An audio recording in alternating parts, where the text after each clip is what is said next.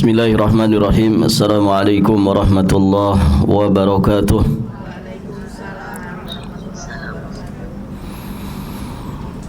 Alhamdulillahi wa kafa. Wassalamun ala ibadihi alladhina astafa. Asyhadu an la ilaha illallah wahdahu rabbi la syarikalah. Wa asyhadu anna Muhammadan abduhu wa rasuluh. Qala Allah Ta'ala fi kitabihil karim, Ya ayyuhalladzina amanu taqullaha haqqa tuqatih wa la tamutunna illa wa antum muslimun. Amma ba'd. Allahumma inna nas'aluka ilman nafi'an wa rizqan tayyiban wa amalan mutaqabbala. Para hadirin akhwat wa ummahat fillah, rahimani wa rahimakumullah. Pada pagi hari ini insyaallah ta'ala kita akan melanjutkan pembahasan tafsir surat Asy-Syura. Ini pembahasan terakhir dari surat ini, ayat ke-52 dan ayat ke-53.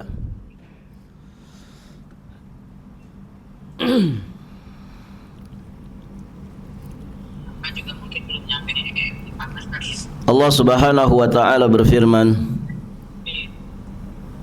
Ba'da a'udzu billahi as-sami'il 'alim minasy syaithanir rajim. Wa kadzalika auhayna ilaika ruham min amrina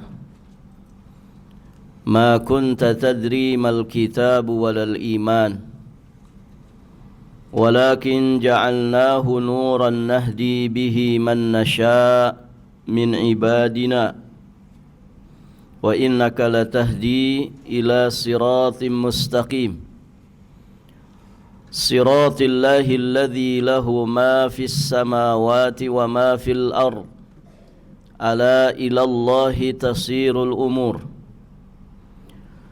Allah berfirman yang artinya, dan demikianlah kami wahyukan kepadamu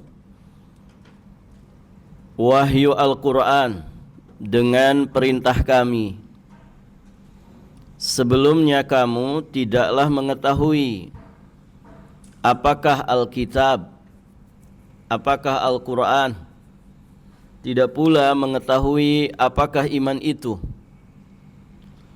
Tetapi kami menjadikan Al-Quran itu cahaya yang kami tunjuki dengan dia siapa yang kami kehendaki di antara hamba-hamba kami.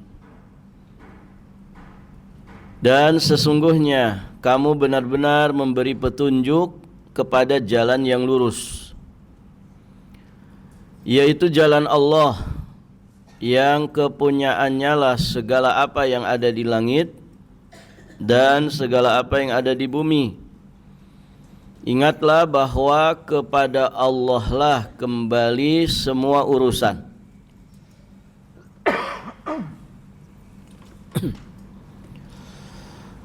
Ibu-ibu yang dirahmati Allah, kita akan ambil beberapa pelajaran dari ayat yang mulia ini. Wa kadzalika auhayna ilaika ruham min amrina. Dan demikianlah kami wahyukan kepadamu. Ilaika, khitabnya di sini adalah Nabi Muhammad sallallahu alaihi wa alihi wasallam. Dan demikianlah kami wahyukan kepadamu, yakni kepada Muhammad sallallahu alaihi wasallam, wahyu Al-Quran dengan perintah kami. Di sini memberikan pelajaran kepada kita tentang isbat an-nubuwah war risalah, penetapan kenabian dan kerasulan Muhammad sallallahu alaihi wa alihi wasallam. Artinya beliau bukan manusia biasa, namun beliau adalah seorang manusia yang merdeka, laki-laki, mendapatkan wahyu dari Allah Subhanahu wa taala dan diperintahkan Allah Subhanahu wa taala untuk menyampaikannya kepada manusia. Nah, itulah makna rasul. Dan setiap rasul pasti nabi, namun tidak setiap nabi itu rasul. Maka di sini ada perbedaan antara nabi dan rasul. Ada 3 perbedaan di antara keduanya yang dijelaskan para ulama. Yang pertama, nabi tidak membawa syariat baru, namun mereka membawa dan mengamalkan syariat Rasul sebelumnya. Sedangkan Rasul membawa syariat baru dari Allah Subhanahu wa ta'ala. Taib. Yang kedua, Nabi diutus kepada kaum yang beriman, sedangkan Rasul diutus kepada kaum yang beriman juga kepada kaum yang menentang. Artinya secara tantangan, hambatan dan rintangan, antara hambatan rintangan yang dihadapi Nabi dengan Rasul tentu lebih berat yang dihadapi oleh Rasul. Taib. Makanya derajatnya lebih tinggi dari Nabi. Kemudian setiap Rasul pasti Nabi, namun tidak setiap Nabi itu Rasul. Dari sini kita memahami bahwa para Nabi itu jauh lebih banyak daripada para Rasul. Karena ada Nabi yang tidak jadi Rasul. Taib, ibu-ibu yang dirahmati Allah.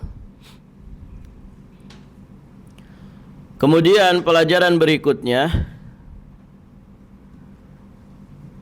ada kalimat ruham min amrina. Wa kadzalika auhayna ilaika ruham min amrina. Kami wahyukan kepadamu ruh dari perintah kami. Ruh yang dimaksud adalah wahyu Al-Qur'an. Maka di sini berarti Al-Qur'an kitab Allah disebut juga dengan ruh. Al-Quran, kitabullah, disebut juga dengan ruh. Kenapa Al-Quran disebut dengan ruh?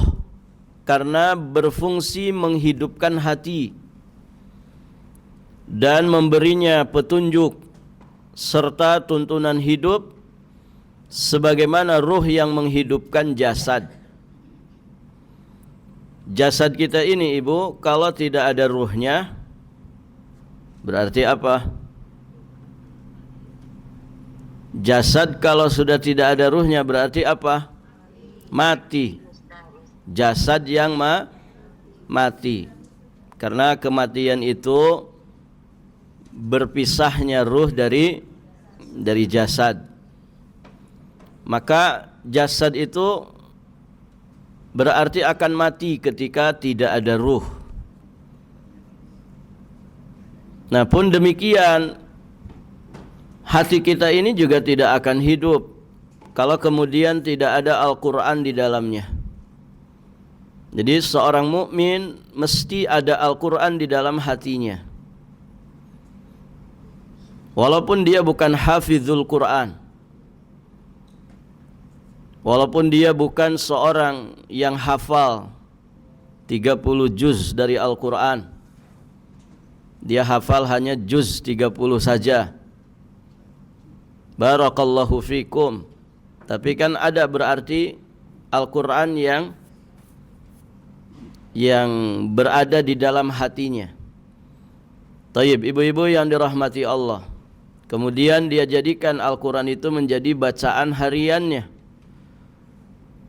Maka Al-Quran itu ketika disikapi seperti itu, maka dia akan menjadi ruh bagi hati. Dia akan menjadi hudan, wasilah untuk mendapatkan petunjuk atau hidayah yang selanjutnya menjadi tuntunan bagi kehidupan manusia, menjadi kurikulum hidup. Maka ibu-ibu yang dirahmati Allah, penyebutan ini, penyebutan bahwa Al-Quran itu ruh min amrina, ini menegaskan bahwa Al-Quran adalah wahyu ilahi, bukan ciptaan manusia. Dan Al-Quran itu berfungsi sebagai sumber kehidupan spiritual serta kesadaran bagi orang yang beriman. Dia harus jadi pedoman hidup, the way of life, begitu Bu ya. Dia harus menjadi jalan hidup, kurikulum hidup, menjadi pedoman hidup. Itulah Al-Quranul Karim.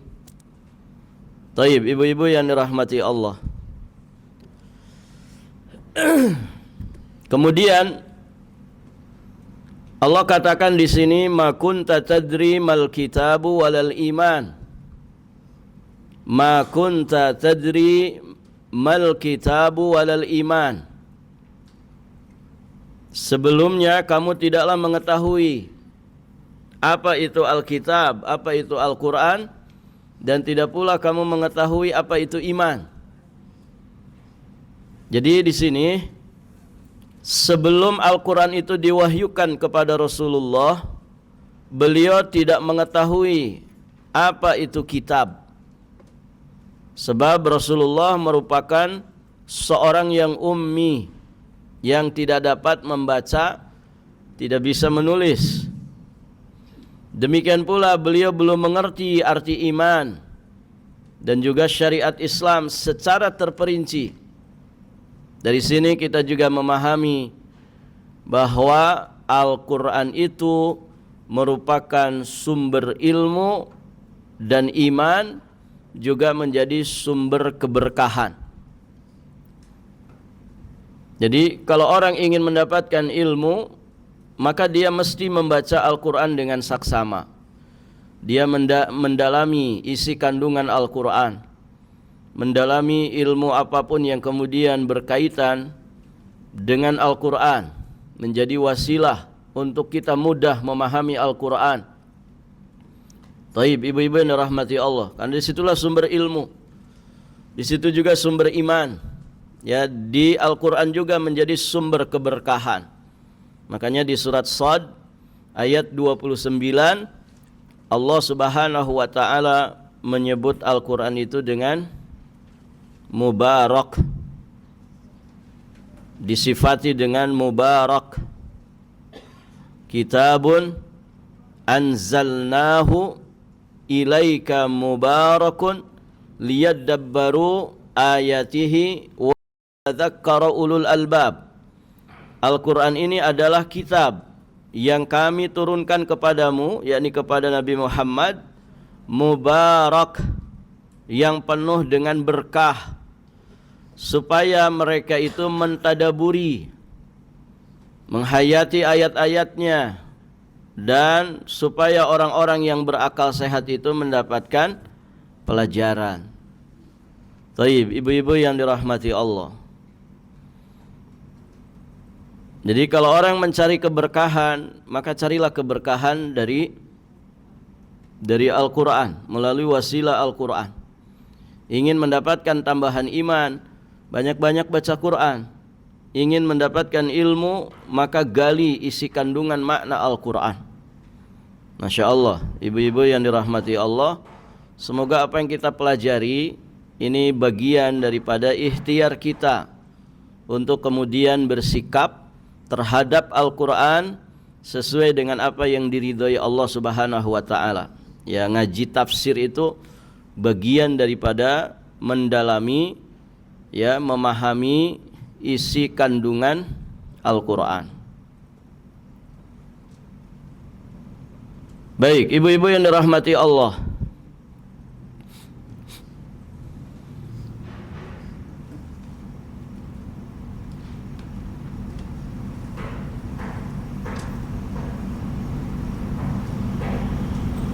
Kemudian berikutnya, walakin ja'alnahu nuran nahdi bihi man nasha'u min ibadina.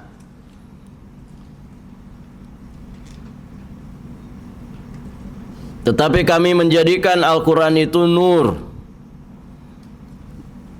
yang kami tunjuki dengan dia, yakni dengan Al-Quran itu, siapa yang kami kehendaki di antara para hamba-hamba kami. Taib, ibu-ibu yang dirahmati Allah, di sini Allah kembali memberikan sifat terhadap Al-Quran, bahwa Al-Quran itu adalah nur. Ditambahkan ibu ya. Allah mensifati Al-Quran itu dengan nur. Nur itu apa artinya? Cahaya. Cahaya itu sangat dibutuhkan manusia. Cahaya itu sangat dibutuhkan manusia. Mata sehat tidak manfaat kalau tidak ada pantulan cahaya. Ya kan? Butuh cahaya. Lahir batin butuh cahaya, dunia, alam kubur sampai akhirat kita itu butuh cahaya. Nah, di antara perkara yang akan mendatangkan cahaya, menjadi cahaya bagi kita, zahiran wa batinan, baik secara zahir ataupun secara batin, adalah Al-Quranul Karim.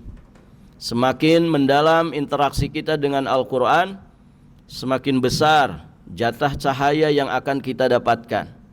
Semakin jauh kita dari Al-Quran, maka semakin jauh kita dari sumber cahaya.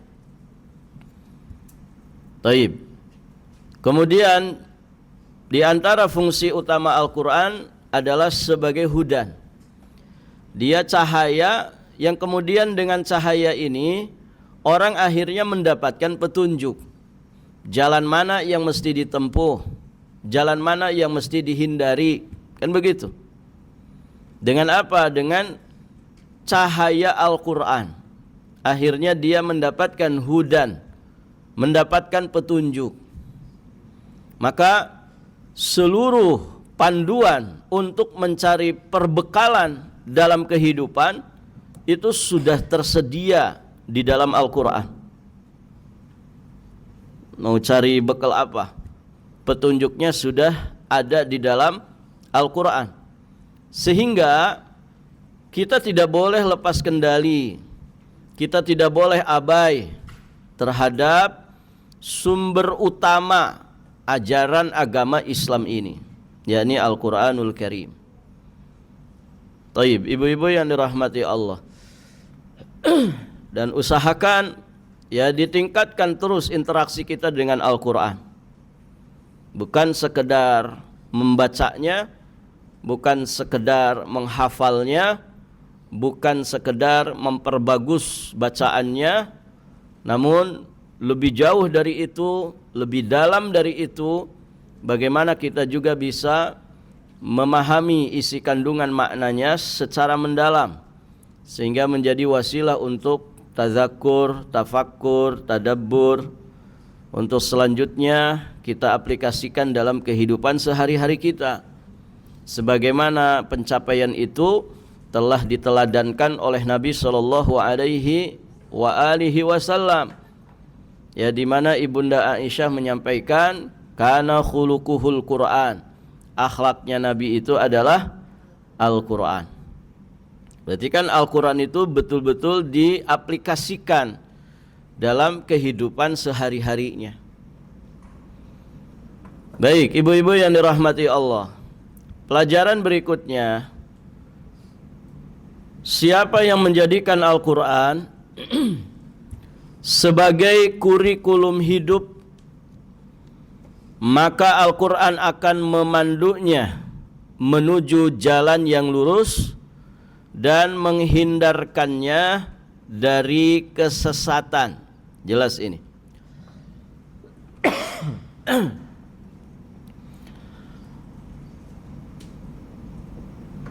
Tadi ya, orang itu ketika menjadikan Al-Quran sebagai kurikulum hidupnya, maka berarti dia mendapatkan nur. Karena dia sumber ilmu kan. Al-ilmu nurun. Ilmu itu adalah cahaya. Nah, dengan cahaya Al-Quran ini, maka kemudian Al-Quran ini memandunya menuju jalan yang lurus, menjadi terang benderang mana jalan yang lurus dan mana jalan yang menyimpang. Nah, Quran ini dengan cahaya, dengan hudan, memandu manusia supaya meniti siratal mustaqim dan menghindarkannya dari kesesatan. Di ayat yang lain di surat Al-Isra ayat ke-9, Allah Subhanahu wa taala berfirman, "Inna hadzal Qur'ana yahdi lillati hiya aqwam." Sesungguhnya Al-Qur'an ini memberi petunjuk ke jalan yang paling lurus. Karena itu firman Allah pencipta manusia. Allah tentu yang maha tahu apa konsep, apa prinsip, apa kurikulum yang memang sesuai ya bagi manusia, sesuai untuk manusia. Maka penciptanya yang paling tahu, yang maha tahu, bukan manusia itu sendiri. Maka mesti bersumber dari penciptanya. Dan dari sini, ibu-ibu yang dirahmati Allah, sejatinya syariat Islam yang bersumber dari wahyu Allah berupa Quran ataukah sunnah, sejatinya bukan untuk mencelakakan kita, bukan untuk menyusahkan kita, justru sebaliknya memberikan kemudahan ya di dalam menjalankan kehidupan di dunia ini, memberikan keselamatan bagi manusia dalam kehidupan dunia ini. Yang keselamatan dengan panduan Quran itu tidak hanya selamat dunia saja, tapi juga memandu sampai nanti finish di surga Allah Subhanahu wa taala. Dan semua informasinya lengkap ada di dalam Al-Quran. Tentu kalau disebutkan Al-Quran, satu hal yang tidak boleh ditinggalkan juga, yang semisal dengan Al-Quran. Apa namanya? Sunnah. Taib, itu satu paket yang tidak bisa terpisahkan. Jadi kalau kita fokus membahas ini, bagaimana sifat-sifat Al-Quran, istimewanya Al-Quran, maka sejatinya itu satu paket sudah dengan sunnah. Karena dua-duanya tidak bisa dipisahkan. Taib, ibu-ibu yang dirahmati Allah. Artinya orang yang mendapatkan petunjuk dari Al-Quran tidak mungkin dia meninggalkan sunnah.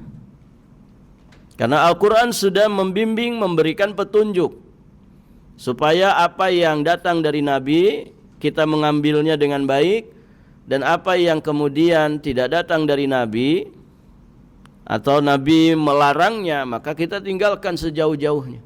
Itu petunjuk Al-Quran. Taib, ibu-ibu yang dirahmati Allah. Sehingga Quran dan sunnah ini satu paket, tidak bisa dipisahkan. Taib, ibu-ibu yang dirahmati Allah. Kemudian di ayat terakhir Allah Subhanahu wa taala menjelaskan tentang jalannya yang lurus. Apa itu siratal mustaqim? Allah tegaskan siratal mustaqim itu adalah siratillah, jalannya Allah, yang kepunyaannya lah segala apa yang ada di langit dan segala apa yang ada di bumi. Jadi jalan lurus itu adalah jalannya Allah Subhanahu wa ta'ala. Siratal mustaqim adalah jalan Allah yang miliknya lah apa yang ada di langit dan apa yang ada di bumi. Allah lah pemilik, penguasa, pemelihara, dan satu-satunya yang berwenang secara mutlak. Fa'alul lima yurid. Allah itu berbuat sesuai kehendaknya. Tidak ada intervensi dari siapapun. Tidak ada satu pihak pun yang bisa maksa-maksa Allah. Allah itu fa'al lima yurid. Allah itu hakim yang tidak dapat digugat segala keputusannya oleh siapapun dan oleh pihak manapun. Maka jalan Allah yang lurus ini, inilah yang harus kita tempuh. Karena ini yang sudah ditetapkan oleh Allah Subhanahu wa taala. Taib. Jadi jangan mengikuti jalan syaitan. Nabi kan pernah menggaris satu garis lurus, kemudian di kanan kirinya beliau membuat garis yang banyak. Kemudian beliau menyampaikan garis lurus ini, inilah jalan Allah yang lurus. Adapun yang belok ke kanan, belok ke kiri, jalan yang banyak ini adalah subul. Ya, jalan-jalannya syaitan. Tidak ada satupun sabil, tidak ada satupun jalan yang berbelok dari jalan Allah yang lurus ini, melainkan di situ ada setan yang menyeru manusia untuk masuk ke dalamnya, menyimpang, berbelok dari jalan Allah yang lurus. Taib, ibu-ibu yang dirahmati Allah. Nah, itu siratal mustaqim. Lebih tegas lagi di surat Fatihah, Al-Fatihah yang hari-hari kita baca, Allah juga menegaskan tentang karakteristik siratal mustaqim. Apa Bu di surat Fatihah?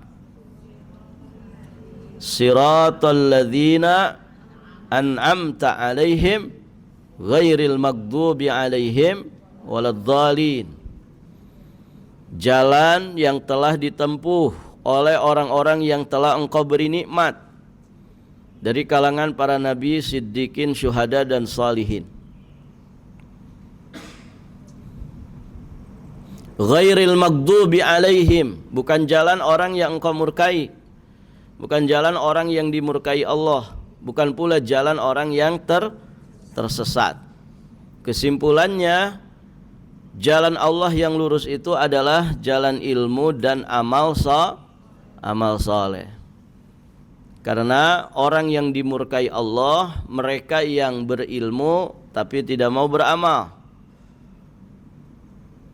Jalan orang yang sesat adalah jalan orang yang semangat beramal tanpa dasar ilmu. Itulah dhalun.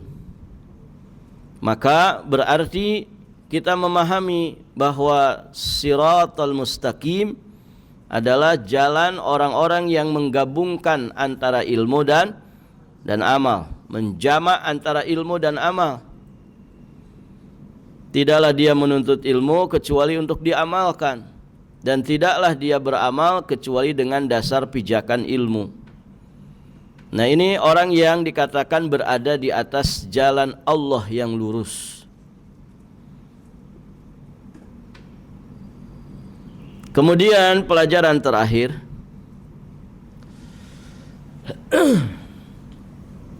ala ilallahi tasirul umur. Ingatlah bahwa kepada Allah lah kembalinya semua urusan. Ayat ini diakhiri, atau surat ini, surat Asy-Syura ini diakhiri dengan satu peringatan bahwa semua urusan makhluk dikembalikan kepada Allah, tidak kepada yang lainnya. Inna lillahi wa inna ilaihi raji'un. Sesungguhnya kita ini milik Allah dan kita pasti akan kembali kepada Allah. Di ayat yang lain, surat Ali Imran ayat 109, Allah Subhanahu wa taala berfirman, walillahi ma fis samawati wa ma fil ard wa ilallahi turja'ul umur. Dan milik Allah lah apa yang ada di langit dan apa yang ada di bumi. Berarti kita milik siapa, Ibu? Milik Allah, karena kita penduduk bumi. Suami ibu milik siapa? Milik Allah. Anak-anak kita milik siapa? Milik Allah. Semuanya milik Allah. Semua yang di langit, semua yang di bumi itu milik Allah. Maka pelajarannya jangan apa, Bu? Jangan merasa memiliki. Berat memang kalau kita merasa memiliki ketika pemiliknya mengambil, pemilik aslinya mengambil, ya berat. Karena kita ngaku-ngaku itu milik saya. Ya Ibu, makanya jangan terlalu merasa memiliki. Ya. Rumah yang kita tempatin ya secara hitam di atas putih mungkin milik kita. Tapi kan itu nikmat dari Allah. Ketika Allah sebagai pemiliknya mengambilnya, ya kita harus ridho, kan begitu. Diambil pakai apa? Ya macam-macam. Bisa pakai longsor, bisa pakai kebakaran,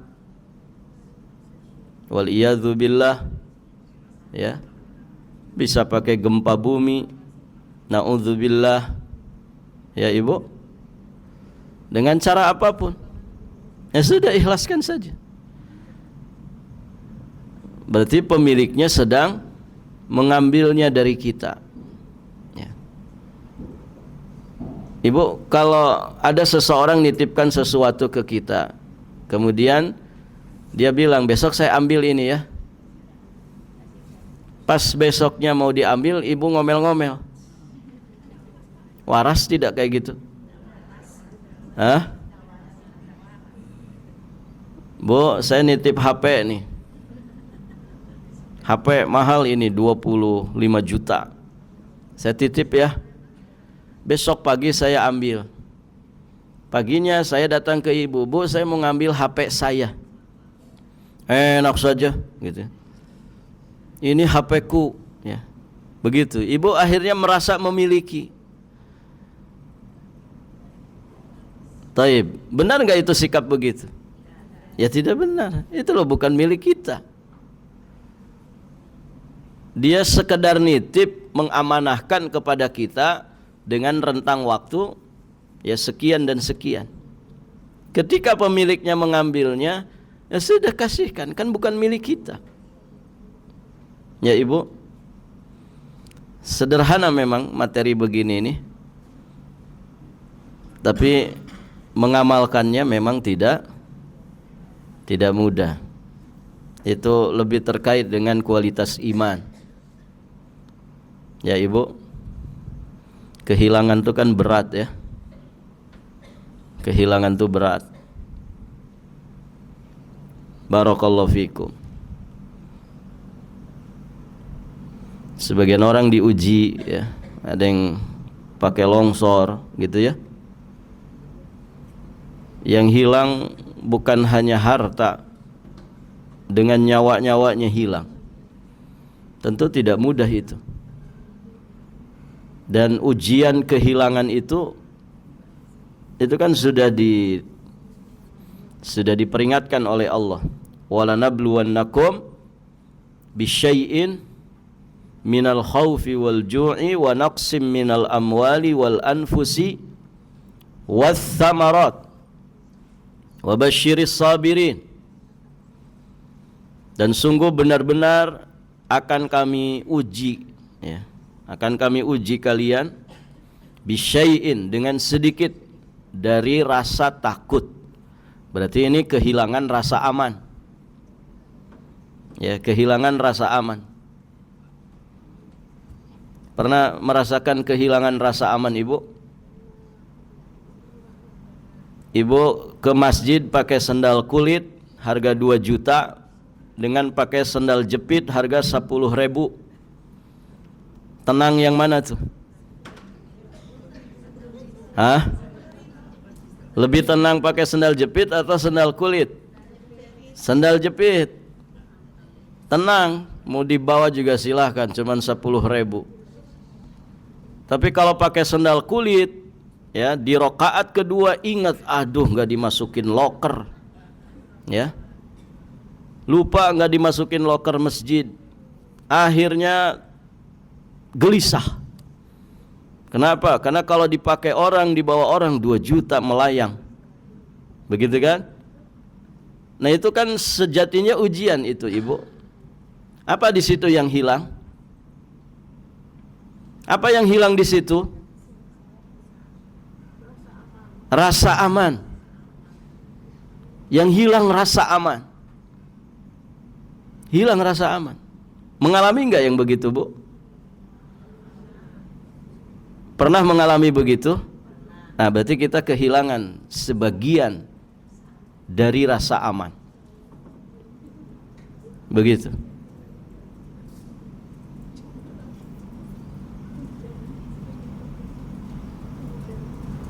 Barakallahu fikum. Ada yang takut kehilangan suami gitu kan? Ya enggak, Ibu? Takut suami pindah ke lain hati gitu. Itu kan rasa amannya hilang. Sedikit dari rasa takut. Sedikit dari rasa lapar. Itu ujian. Wa naqsim minal amwal, sedikit dari kekurangan harta, kekurangan jiwa, kekurangan buah-buahan. Itu semuanya ujian. Wa basyiris sabirin, dan berikanlah kabar gembira bagi orang-orang yang sabar. Nah, salah satu di antara ciri orang sabar itu apa? Alladzina idza asabathum musibah qalu inna lillahi wa inna ilaihi raji'un. Nah, salah satu sifat mereka itu tidak merasa memiliki.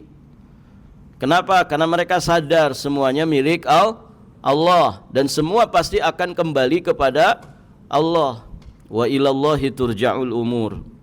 Hanya kepada Allah lah segala urusan itu dikembalikan. Muamalah tidak selesai di dunia, nanti urusannya di hadapan Allah, di persidangan akhirat. Orang-orang zalim di dunia bisa lolos. Ingat, semua perkara nanti akan dikembalikan kepada Allah. Anda bisa lolos dari kezaliman Anda yang begitu besar di dunia ini, maka jangan harap Anda bisa lolos dari persidangan akhirat. Ya, kenapa? Karena semua perkara nanti akan kembali kepada Allah. Tidak selesai di dunia, maka akan diselesaikan di persidangan akhirat. Orang kalau punya kesadaran ini, Ibu, dia punya tasliyah dalam hidupnya. Apa tasliyah itu? Tasliyah itu hiburan hati. Hiburan hati. Ya, dia semacam penyejuk hati saat dia kemudian diuji dengan berbagai macam ujian. Diuji sakit. Ya Allah, sehat itu kan milik-Mu. Ketika sedikit saya diuji dengan sakit, berarti Engkau sedang mengambil sebagian dari kesehatanku ini. Ridho. Kalau sudah ridho, husnudzon dia kepada Allah, tidak suudzon. Kalau hartanya misalkan sebagian hilang, sebagian barakallahu fikum, ya tertimpa musibah, itu rumah baru dibangun, gedong sigrong 2 tingkat, ternyata kebawa longsor, gitu ya. Ya sudah, berarti pemiliknya sedang mengambilnya. Kita tinggal mengambil ibrah. Pelajarannya apa di situ? Untuk meningkatkan kualitas diri. Ya. Lama itu Ustadz, saya nabungnya berpuluh-puluh tahun untuk bisa punya rumah itu. Tiba-tiba sekejap mata hilang seketika. Bagi orang yang sadar bahwa wa ilallahi turja'ul umur, orang yang sadar dengan inna lillahi wa inna ilaihi raji'un, kalimatul istirja', maka akan terhibur hatinya. Untuk selanjutnya dia tetap berprasangka baik kepada Allah Subhanahu wa ta'ala, dan dia akan ambil ibrahnya. Begitu. Sudah, hidup itu begitu saja. Ibu yang dirahmati Allah. Maka kita sampaikan di sini, kesadaran seorang hamba akan hal ini akan menjadikannya selalu ingat. Maksudnya kesadaran seorang hamba bahwa segala urusan itu pasti akan dikembalikan kepada Allah akan menjadikan dia selalu ingat bahwa setiap amal perbuatan akan dimintai pertanggungjawaban kelak di hadapan Allah. Begitu. Jadi dizolimi, kita jadi pihak yang tertindas, dizolimi. Kita tidak bisa melawan, kita tidak bisa memberontak misalkan. Sudah, kita punya Allah. Ya, segala sesuatunya nanti akan kembali kepada Allah. Masing-masing orang akan mempertanggungjawabkan ya perbuatannya di hadapan Allah Subhanahu wa ta'ala. Kemudian hikmah berikutnya, kalau orang sadar dengan hal ini, mendorongnya untuk selalu mengikhlaskan ibadah hanya kepada Allah semata. Syukurnya karena Allah, sabarnya juga karena Allah, taubatnya juga karena Allah. Ruku sujudnya karena Allah, infak sedekahnya karena Allah, zakat puasanya karena Allah, umroh hajinya semuanya karena Allah. Kenapa? Karena semua nanti akan dikembalikan kepada Allah. Allah yang akan menilai. Kemudian akan menjadikan dia selalu memperhatikan kualitas ibadahnya. Kemudian menumbuhkan rasa takut dan juga rasa rojaknya kepada Allah. Menjadikan dia tegar menghadapi segala ujian dan kesulitan, dan menjadikan dia untuk segera bertaubat atas segala salah dan dosa. Nah, ini hikmahnya. Kalau orang itu sadar bahwa dia milik Allah, segala sesuatu pasti akan kembali kepada pemiliknya, yakni Allahu Azza wa Jalla. Barakallahu fikum. Baik Ibu, sampai di sini semoga berfaedah. Sampai di sini saja dulu pelajaran kita. Insyaallah taala nanti kita lanjutkan di kesempatan berikutnya. Kita akhiri dan kita tutup dengan doa kafaratul majlis. Subhanakallahumma wa bihamdika asyhadu an la ilaha illa anta astaghfiruka wa atubu ilaik. Hadanallah wa iyyakum ajma'in, wallahul muwaffiq ila aqwamit thoriq. Al-afu minkum. Wassalamu alaikum warahmatullahi wabarakatuh.